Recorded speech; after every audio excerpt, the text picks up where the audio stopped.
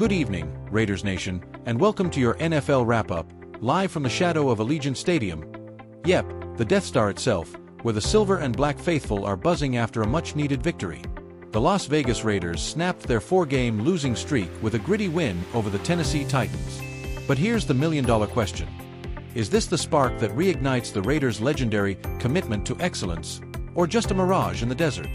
Let's break it down, because this one's got layers, folks. The Raiders rolled into Sunday desperate to stop the bleeding, and they did just that, cruising to a 17-0 lead and holding on to beat a struggling Titans squad. Coach Pete Carroll, yes, the same Pete Carroll who's been chewing gum and chasing wins since his USC days, finally got to exhale, kissing that brutal losing streak goodbye. Rookie running back Ashton Jeanty was the star of the show, pounding the rock for a career-high 23 carries, while the defense, led by the relentless Max Crosby, feasted on Tennessee's overwhelmed rookie quarterback. Sounds like vintage Raiders football, right? The kind of smash-mouth, take-no-prisoners vibe that echoes the glory days of Al Davis, John Madden, and those iconic Super Bowl runs in the 70s and 80s. But hold the confetti. The Titans, let's be real, aren't exactly the '85 Bears. Their offensive line looked like it was auditioning for a turnstile convention, and their rookie QB was seeing ghosts out there. So, was this a true Raiders resurgence, or just a case of beating up on the NFL's equivalent of a tackling dummy? Let's dive deeper. Let's give credit where it's due. The Raiders' defense brought the heat. Max Crosby, the heart and soul of this unit, was a one-man wrecking crew, living in Tennessee's backfield like he was paying rent. Linebacker Devin White, a former Pro Bowler, also showed why the Raiders brought him in, sniffing out plays and capitalizing on every Titans mistake. This wasn't just a good day at the office, it was a masterclass in exploiting a weak opponent. The stats back it up. The Titans managed a measly 2.8 yards per play, one of the worst offensive outputs in the NFL this season. Now, here's the catch. The Raiders' defense isn't exactly the second coming of the Steel Curtain. They've got heart, sure, but their success often hinges on the quality of the competition. Tennessee's offensive line was so porous, it made Crosby look like he was playing a video game on rookie mode. As legendary Raiders cornerback Charles Woodson once said, "You don't get style points for who you beat, you just gotta win." True, but when you're prepping for a Week 7 showdown with Patrick Mahomes and the Kansas City Chiefs, our arch-rivals since the days of Ken Stabler and Len Dawson, you've got to wonder if this defensive performance is a sign of growth or just a soft landing spot. On the offensive side, the Raiders took a page out of the conservative playbook. Quarterback Geno Smith, who's been under fire for his league-leading 10 interceptions this season, dialed it back big time. According to the Associated Press, his 3.2 air yards per attempt was the third lowest of his career. For context, that's like throwing checkdowns to your mom at a backyard barbecue.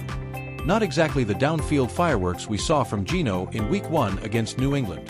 So, what gives? Was this a deliberate choice by Carroll to protect the ball, or a sign that Smith's confidence is shakier than a rookie kicker in overtime? The bright spot was Ashton Jeanty, the Raiders' 6th overall pick in the 2025 draft. This kid's got the kind of burst that reminds you of Marcus Allen breaking tackles back in the LA days. Jeanty's 23 carries weren't just a career high, they were a statement. The Raiders leaned hard on the run game, keeping Tennessee's defense off balance and opening up play-action opportunities. It's the kind of formula that screams Raiders football. Ground and pound, control the clock, and let your defense do the rest. But here's the rub. For this to work long-term, Smith needs to stretch the field. Without those explosive plays, the offense risks becoming predictable, especially against a juggernaut like Kansas City. Let's zoom out for a second. The Raiders, now sitting at 2-4, are a franchise with a storied past but a murky present. This is the team of "just win, baby," the mantra Al Davis drilled into every player from Oakland to Los Angeles to Vegas. 3 Super Bowl titles, a rogues gallery of Hall of Famers like Tim Brown and Howie Long, and a fanbase that bleeds silver and black. But recent years have been tough. Since their last playoff win in 2002, the Raiders have been searching for an identity. Is this team closer to the 1983 champs who steamrolled Washington, or the 2003 squad that stumbled to a 4-12 record? Statistically, the Raiders' offense ranks 22nd in the NFL in yards per game, a far cry from the high-flying days of Rich Gannon. Smith's 10 interceptions are tied for the league lead, and his 62.7% completion rate is solid but not elite. Compare that to Davante Adams, who's still a top 10 receiver despite limited targets, and you see a team with potential but no consistency. The return of tight end Brock Bowers, who's been sidelined with a hamstring injury, could be a game-changer. Bowers, a 2024 first-rounder, has the kind of playmaking ability that could open up the passing game and take pressure off Smith. To get a sense of the vibe in Vegas, we reached out to a fictional Raiders insider, former linebacker and team captain Jamal Carter. "Look, a win's a win," Carter told us. "But this team's gotta figure out who they are. Janty's a dog, Crosby's a beast, but Gino's gotta stop playing scared. You don't beat Kansas City throwing 5-yard outs all day." Harsh but fair. Meanwhile, a fan outside Allegiant Stadium, decked out in a classic Bo Jackson jersey, was more optimistic. "Janty's the real deal, man. Give him the ball 30 times, and we're beating anybody." Even Coach Carroll, known for his eternal optimism, struck a cautious tone. "We're building something here," he said post-game. "But we've got to be tougher, smarter, and more explosive. Kansas City's not gonna hand us anything." That's a nod to the Raiders-Chiefs rivalry, one of the NFL's fiercest. From the 1969 AFL Championship to last year's Christmas Day upset in Arrowhead, these games are always a slugfest. Speaking of the Chiefs, Week 7 is shaping up to be a defining moment. Kansas City, with their high-octane offense led by Mahomes and Andy Reid's play-calling wizardry, is a whole different beast compared to Tennessee. The Raiders haven't won in Arrowhead since that 2024 stunner, and they'll need more than a conservative game plan to keep up.